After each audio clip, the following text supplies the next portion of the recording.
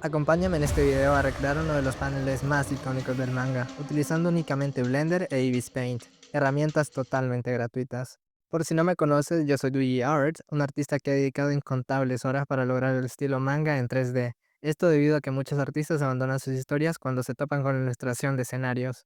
Por eso creé este canal, para ayudarte a ti y a miles de futuros creadores a dar vida a tus historias exprimiendo el potencial de Blender. De momento, esta es la escena más desafiante que he hecho como artista de entornos 3D.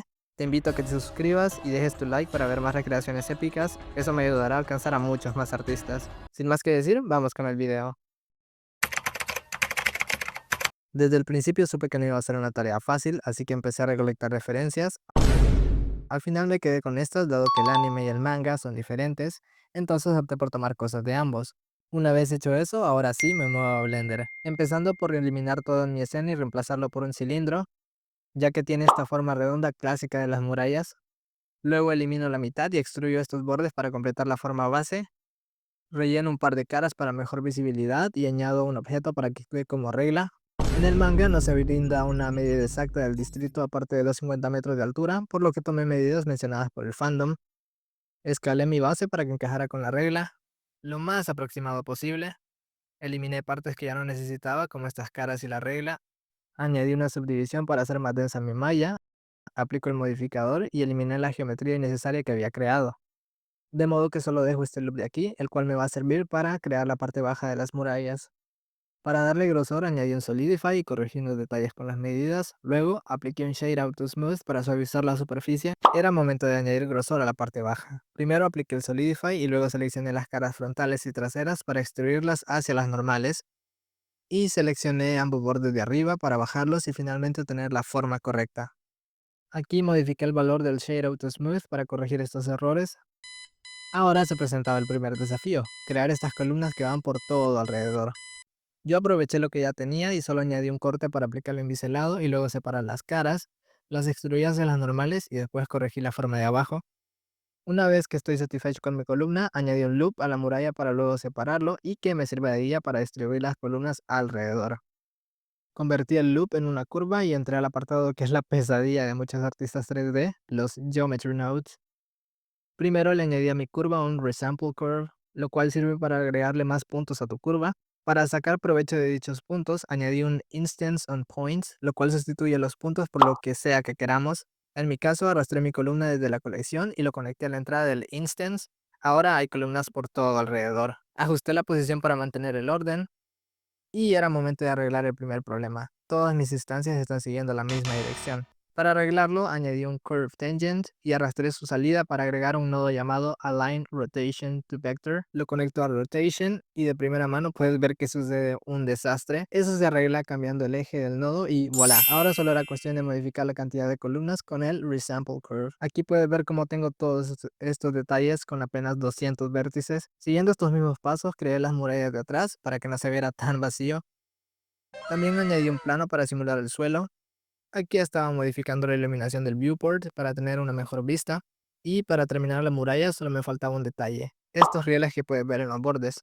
Para crearlos empecé con un cubo y le di esa forma de tablón para luego distanciarlo por la muralla tal y como lo hice antes. Añadí unos loops y los convertí a curva para aplicar el mismo método. Añadí más tablones y modifiqué su forma. Luego solo era cuestión de pulir detalles para que se viera bien. Y de esa forma tengo mi muralla bonita y súper optimizada. Te dejo el link para descargarla por si eres un estudiante y quieres checar los nodos que usé. Es momento de hacer las casas. Para eso abrí una nueva escena con un cubo, modifiqué sus medidas por unas coherentes, añadí un loop y bajé las salidas de al lado, añadí otro corte para aplicarlo en biselado y darle forma más variada, separé la parte de arriba para hacer la base del techo y la escalé. Luego le añadí un Solidify para darle grosor y lo apliqué. Nuevamente separé las caras de arriba, para esta vez sí hacer el techo.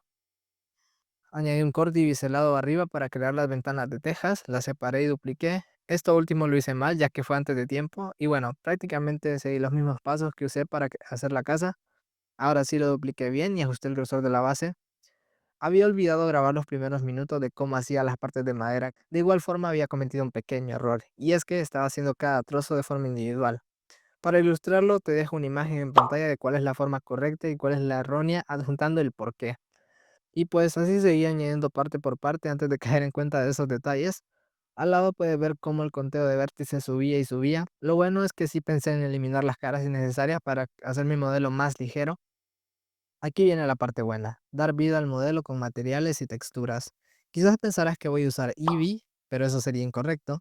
Quizás Cycles, nope. En realidad usé el motor que nadie usa en todo Blender, Workbench, el cual es renderizado del viewport. Por eso pudiste ver al inicio que la escena corre súper fluida. Primero cambié el lighting a flat para tener tonos planos, luego encendí Cavity para darle más volumen y modifiqué estos ajustes de aquí abajo. El segundo es prácticamente una capa de Ambient Occlusion pero más optimizada. Cambié esta opción de World a Both para tener más detalles, activé el Outline para que trazara líneas en ciertas áreas, cambié el View Transform a estándar para tener los colores exactos y puedes ver cómo con apenas un par de configuraciones le dimos bastante volumen. Ahora voy a mejorarlo aún más agregando materiales. Primero añadí un Image Texture con su debido mapping y aquí viene la parte que muchos estaban esperando. ¿Cómo se crean estas texturas? Esto lo logro con la ayuda del filtro más poderoso que haya existido. Extraer dibujo de líneas, Davis Paint. Solo 3 pasos, busca una imagen con el patrón que te gustaría tener, aplica el filtro y juega con los valores hasta tener el resultado deseado. Hay cosas a tener en cuenta, como por ejemplo, asegurarte de que la imagen que escoges se puede extender sin repetición notable y la segunda es que tenga una calidad aceptable. Básicamente así creé casi todas las texturas que utilizaré en esta escena y aquí puedes ver cómo queda en el modelo con ese bonito acabado grafito. Recalco que antes hice el UV Unwrapping con el Smart UV Project. Para las paredes añadí un poco de ruido para simular suciedad. En cuanto al techo, le añadí la textura de tejas que recién había creado, añadí un tono oscuro para la parte baja, luego añadí unos loops para crear caras y añadir ventanas, estas sí las hice a mano. Faltaban de esas ventanas más pequeñas que puedes ver en el anime, así que añadí más cortes para crear caras y les asigné un material. En pantalla puedes ver cómo quedó y aplicando los mismos pasos creé otras variantes. Era momento de armar todo. En una escena completamente nueva cargué la muralla y las casas. Necesitaba un suelo en el cual esparcirlas, así que tomé las orillas interiores de la muralla y generé una cara para separarla. Entré de una vez a Geometry Nodes y coloqué un Distribute Points and Faces para crear puntos en esa cara. Cambié el modo de distribución a Poison Disk, añadí un Instances on Points y le conecté un cubo. Esto para bajar la cantidad de puntos y evitar que Blender se crashee al instanciar mis casas, y después si lo conecto. Aumenté la cantidad de casas. El primer detalle es que a pesar de tener 3 modelos distintos, la repetición está presente. Para añadir variación, añadí un Random Value y lo conecté a Scale. Por defecto funciona de una manera extraña, pero eso lo arreglas estableciendo los valores a 1 y a partir de ahí aumentarlos. Había objetos por debajo del suelo, así que los traje arriba. También los roté para que no volteen hacia enfrente y puedes ver que se ve ligeramente mejor. Para añadir aún más aleatoriedad, roté cada casa individualmente, añadí otro random value y lo conecté a rotation. Se ve terrible, pero es porque le falta información. Entonces añadí un combine X, Y y Z conectado al Z para bloquear la rotación a ese eje y ahora funciona perfectamente. Hay otro detalle y es que a pesar de usar medidas del mundo real, las casas se veían muy grandes, por lo que tuve que reducir su tamaño. Y luego aumenté la densidad, ya se veía más decente. También necesitaba hacer espacio para añadir esa especie de lago que puedes ver, entonces corté mi objeto y borré la cara, luego solo jalé los bordes para darle más espacio. Después apliqué los mismos ajustes de antes para hacer funcionar Workbench, bastante crudo aún. Extruí el suelo hacia abajo para crear el espacio del lago. Me di cuenta de que la muralla se veía sin vida, así que le añadí la textura de ruido e hice lo mismo con la parte de atrás. Muchísimo más interesante, ¿no? También cambié el color del cielo temporalmente para añadir volumen. ¿Sabías que Workbench también puede generar sombras? Sí, no son tan buenas como las de Cycles o Eevee, pero cumplen bastante bien. Era momento de añadir la cámara para visualizar los ángulos de mi render. Por defecto la perspectiva es muy básica, pero eso lo arreglas incrementando su efecto, cambiando los milímetros a Field of View y aumentando su valor. Ahora tenemos una perspectiva mucho más jugosa. Procedí a hacer un render de prueba para encontrar errores y lo primero que me di cuenta es que tenía muy pocos samples, por eso se puede ver el ruido en mi imagen. Entonces lo cambié por la cantidad más alta que es 32. Luego corregí otros detalles como voltear las instancias de este lado para añadir variedad. Se ve mejor, sin embargo sé que algunos pensarán que aún se ve crudo. En realidad sí se puede pulir más dentro de Blender, sin embargo son detalles que me gusta retocar en softwares de dibujo porque es más dinámico. Fíjate cómo simplemente ajustando la gama y el exposure puedo acercarme a ese efecto de dibujado a mano. Ahora mira cómo queda igual o incluso mejor en Eevee Paint jugando con los efectos, pero como les digo, yo personalmente hago estos tweaks fuera de Blender. Aún me faltaba añadir esa especie de puentes que puedes observar. Desafortunadamente no encontré referencias claras, así que solo modelé una silueta simple, legible a la distancia a partir de un clásico cubo. Dupliqué esta parte y luego le añadí materiales y otros detalles. Y antes de sacar el render final, eliminé el suelo de afuera, ya que es más rápido hacerlo en Nivis Paint. Y ahora sí, paso a renderizar la imagen para hacer la composición final.